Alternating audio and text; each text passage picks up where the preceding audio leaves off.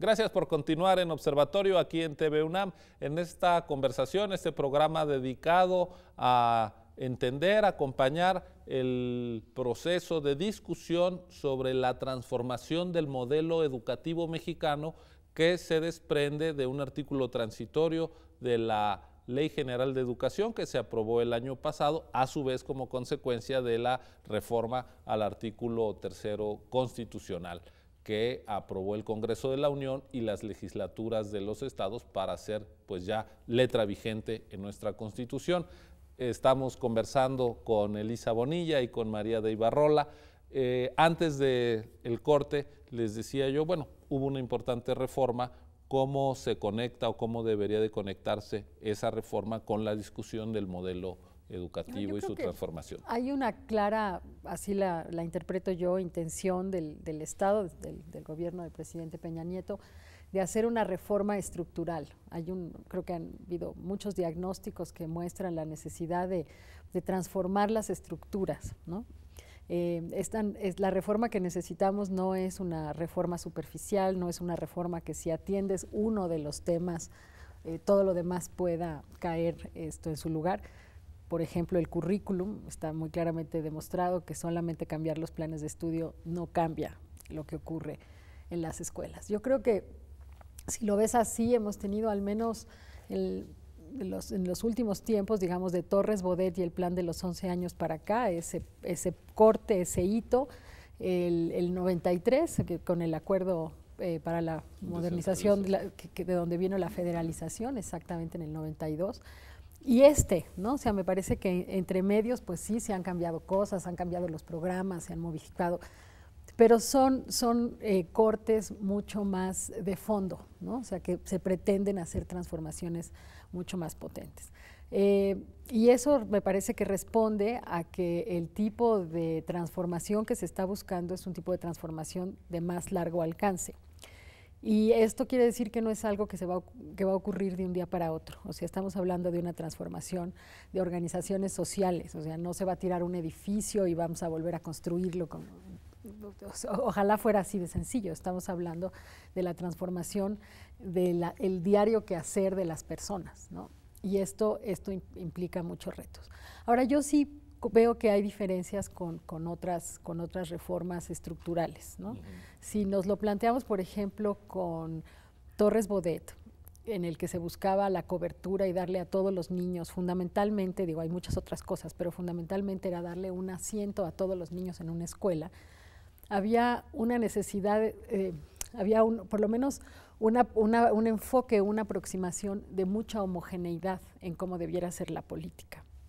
Yo creo que hoy un contraste grande es que justamente la diversidad de contextos, la heterogeneidad, a mí no me habla de que vamos a encontrar el modelo, como el único modelo, replicable, ¿no? Así como antigua casa de Infonavit, que se pone exactamente igual en todos sitios, ¿no? Yo creo que de lo que se está hablando es de una participación muy fuerte de lo local, y lo local se entiende por la autoridad estatal, por la propia escuela. Estamos hablando de autonomía escolar, de darle a la escuela mucho más capacidad de decisión, y esto me habla de que el modelo tendrá grandes lineamientos comunes y muchas especificidades. María de Ibarrola, lo que está señalando Lisa y lo que vienen apuntando que tiene que ver con la forma de organización del trabajo en la escuela, la preparación de los maestros, el currículum, nos demuestra, creo yo, que los atajos que se presentaban en la discusión pública como grandes soluciones de inmediato, como de la noche a la mañana, eran un poco quimeras y que incluso podrían guiar a decisiones equivocadas. Esta sobrecarga de la responsabilidad de los malos resultados solo en el maestro o en un tipo de maestros, sin hacerse cargo del contexto, de la heterogeneidad, de las realidades sociales y educativas también que viven los alumnos, pues creo que lo primero que nos está llamando la atención es la complejidad del tema y que no hay una bala de plata que resuelva el problema de la noche a la mañana, que es la educación de calidad no va a ser una aparición, sino una construcción muy meticulosa. Claro. Sí, yo creo que a partir sobre todo de la reforma de 1993 hay una serie de puntos ya estructuralmente planteados, que no todos están siendo consolidados, ¿sí? Si vemos, por ejemplo, la reforma del 93 plantea sobre todo la federalización de la educación básica, con la misma palabra federalización que se usó en la época de Vasconcelos. La idea era regresar a los estados cierta capacidad de operación y manejo de las escuelas, que eso es muy importante. A mí me parece que en la medida en que las escuelas pudieran ser efectivamente más autónomas, la posibilidad de alcanzar la calidad es mejor, porque es una empresa de muchísimos. O sea, la calidad no la va a lograr una decisión de una sola persona, sino va a ser necesaria la participación de muchísimas, fundamentalmente de los maestros de las escuelas, de la organización escolar, etcétera, ¿no? Pero si vemos la descentralización, nunca fue completa, y ahorita se está regresando una parte interesante que es el pago de la nómina, por ejemplo. Para mí, la gran reforma del 2013 es radicalmente el cambio en los criterios, en los mecanismos de ingreso, promoción y permanencia de los maestros. Ahí está la gran reforma estructural, y acompañada con lo que se menciona como mayor autonomía de gestión de la escuela, pero esa no está tan claramente determinada por la ley. En cambio, la ley del servicio profesional docente definitivamente modifica quiénes son los actores que se hacían cargo del ingreso y la permanencia y la promoción y la permanencia, y cuáles eran los criterios y mecanismos para ello. Ahí hay un enorme cambio, ahí hay realmente un cambio radical, que para mí es el más interesante, y que ojalá se pueda lograr esta parte de hacer de la evaluación el criterio para la formación de los profesores. Si se logra una formación de los profesores como verdaderos profesionales de la educación, que es algo que va a tomar bastante tiempo, por supuesto, va a ser muy importante y va a ser un gran apoyo para la escuela pública, que los maestros fueran verdaderos profesionales de la educación.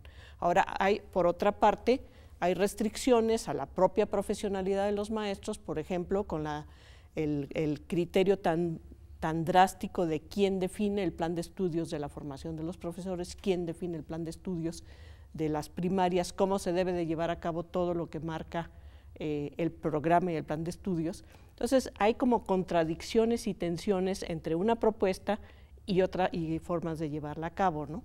Hay otro esquema que me parece muy interesante que propone un colega de la Universidad de Hong Kong, que habla de los efectos, el síndrome de la reforma. Es como un matraz. La escuela está al fondo del cuello del matraz, y en la escuela, en el salón de clase, a eso le llega tal cantidad de cosas que finalmente dice uno, ¿va a poder la escuela procesar todo esto o qué va a pasar con ello, ¿no? Yo creo que de ahí me parece un punto fundamental. Ojalá esta reforma, como ya oíamos en la primera conferencia que tuvimos, la segunda conferencia en el primer foro del Distrito Federal, que dio LAC Fuentes, acerca de precisamente la cantidad de cosas que se le piden hoy a la escuela. O sea, y no solamente desde el punto de vista curricular, que creo que en eso sí hay que entrar, sino además la demanda a la escuela ahora resulta que tiene que resolver todos los problemas del país, ¿no? Sí. O sea, el tema de salud, de la alimentación, de la seguridad, o sea, todos son asuntos que pasan por la escuela. Yo creo que, digamos, cada vez se le pide más. Quizás se le apoya menos. Y además mira, yo te puedo decir que en términos de lo curricular, en los años que pasé en la SEP, esa oficina, esa Dirección General de Materiales y Métodos Educativos, recibía, y sería interesante que alguien lo estudiara de veras, la cantidad de peticiones de la sociedad sobre lo que debería ir en los libros de texto y en el currículum.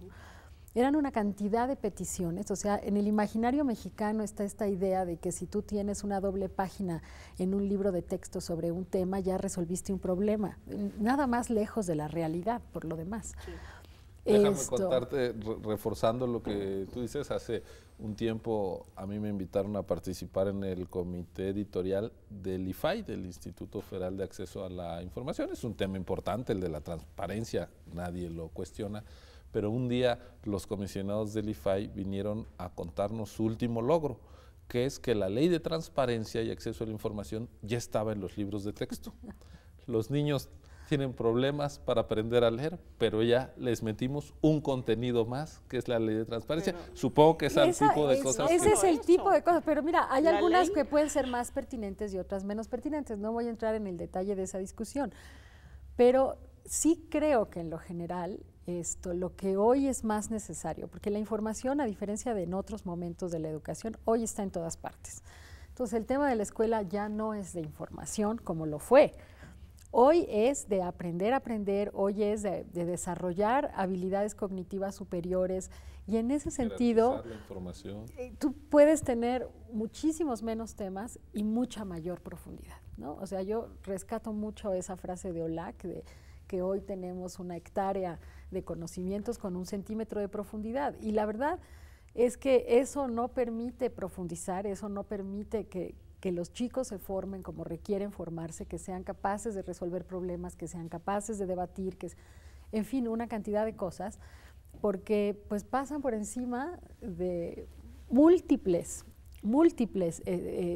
temas. Ahora, yo te diría una cosa a ese respecto. En 2005, que es la última vez que tuve contacto con una reforma, en ese momento estaba reformando la secundaria, la verdad es que hay muchas fuerzas sociales que no te permiten reducir el currículum. Tan pronto limitas medianamente un tema, aparecen N expertos a decirte que es una barbaridad, que es una arbitrariedad, que los chicos tienen que saber eso. Y entonces esa tensión seguramente la va a volver a tener la Secretaría de Educación Pública. Sí, cada gremio defiende su parte, pero te voy a decir una cosa, hoy se está hablando de tener un núcleo básico en el currículum y que a nivel estatal y a nivel local se pueda completar. Eso ya está empezando a emerger. Entonces, yo estoy esperando a ver en qué momento aparece otro conjunto de fuerzas sociales a decir, ¿sabes qué? Eso no es posible. Permítanme hacer una pausa para regresar a darte la palabra, María, y ver cuáles tendrían que ser las definiciones básicas, ya lo dices tú, en materia de currículum, en contenidos, pero también me parece muy oportuno el ejercicio de identificar las fuerzas que hay que remover y que hay que enfrentarse para llegar a una realidad distinta. Pero volvemos a tu intervención después de una pausa. No se vaya de esta interesante conversación sobre qué implica reformar, transformar la educación en México.